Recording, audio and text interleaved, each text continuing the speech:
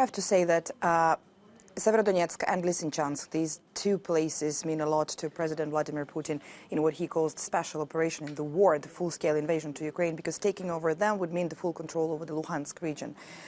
Achieving this goal in the east of Ukraine is the minimum Moscow needs before they might theoretically end this operation and the war in Ukraine.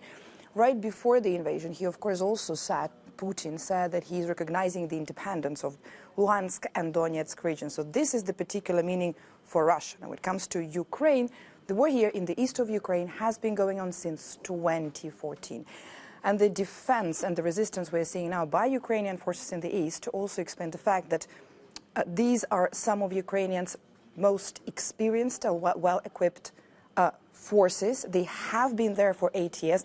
They know the terrain there, every bit of it, they know every twist and turn there, and they have been protecting all the front line for the past years. This is why we see this experience now in the way they defend the country as well.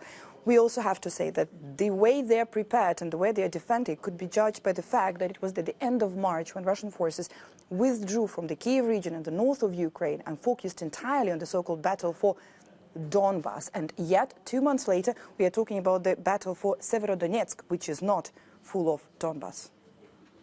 And we've heard about 2 Russian soldiers being sentenced for war crimes in Ukraine. What do we know about them? So this is what we know. Ukrainian court did sentence 2 captured Russian soldiers to more than 11 years in jail, each for shelling a civilian area in the country's east amid Moscow's offensive. And this is the second verdict handed down in war crimes trials held by Ukraine since the start of the full-scale invasion. Now, today, Ukraine said it identified more than 600 Russian war crime suspects and started prosecuting around 80 of them. That's according to the country's prosecutor general.